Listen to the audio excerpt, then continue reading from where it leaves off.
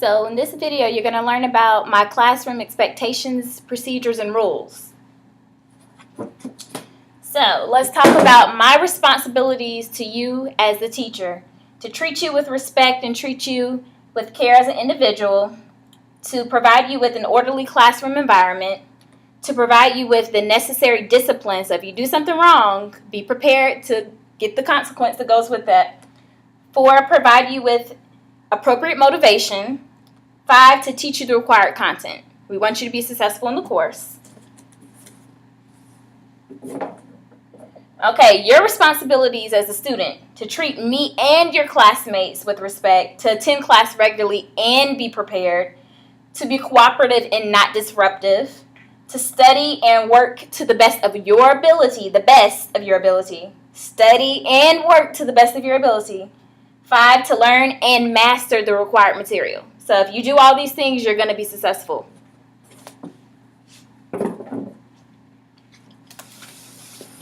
So, classroom procedures. You're going to enter the room as quietly as possible. Be seated unless you are preparing for class, like getting your supplies ready. Be prepared to work when class starts. Warm up. So you're going to complete your warm-ups during the first 5 to 10 minutes of class unless I designate a different amount of time. You will have a warm-up every day. So the first thing you should do when you get to class after you get your stuff together is to go ahead and start on your warm-up. Journal reflections. You're going to write a journal reflection after every unit. So be prepared to do that. You're going to use your I can statement sheets that you'll get at the beginning of each unit to help you to do so. And then you may be requested to write a journal reflection. Exit tickets. Be prepared to do an exit ticket every day. It'll be one of the last things you do before you go.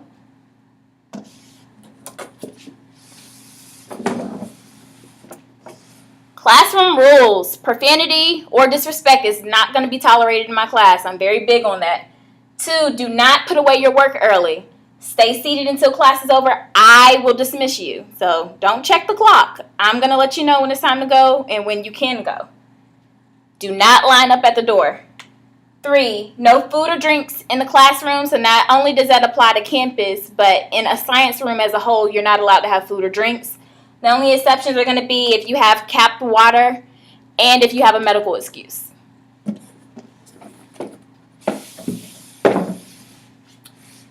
So, biggest rule that you all have the biggest issues with: no electronics without teacher permission. The only time I'm going to give you permission is if we're working on a class assignment.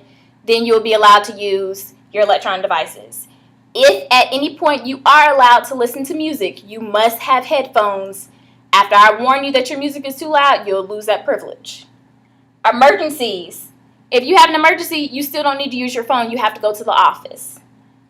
Same thing, if your parents contact you, you still need to go to the office to talk with them.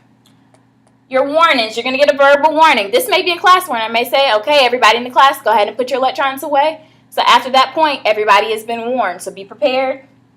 What's going to happen next is I'm going to confiscate your phone until the end of the period. After that, your parents will be contacted.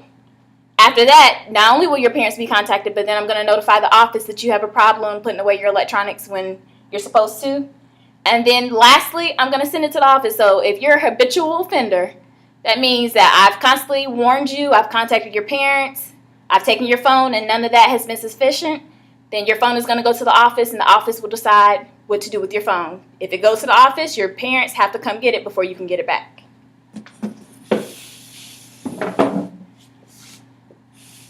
Consequences. So, first thing, like we just talked about, verbal warning or reminder. This could be as a class, so be prepared. 2, we're going to have a teacher-student conference. I'll typically pull you to the side. We'll talk about whatever we need to. I'll let you express how you feel. Be respectful, no profanity. 3, parent contact. This could be by email or by phone. 4, parent contact and office contact. And then lastly, office referral. I haven't had to write an office referral yet. I have the forms. I'm not afraid. Don't be the first.